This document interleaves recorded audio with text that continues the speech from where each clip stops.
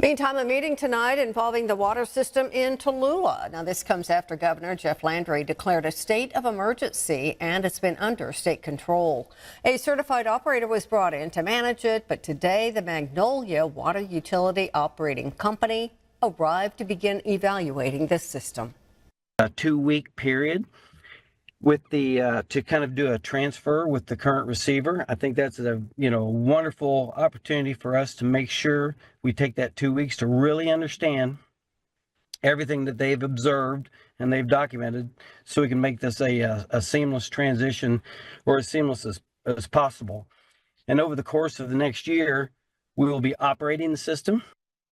Magnolia Water officials say they'll work with Tallulah officials on repairs and long-term maintenance. They also talked about tapping into an aquifer if the city's water system is not operational.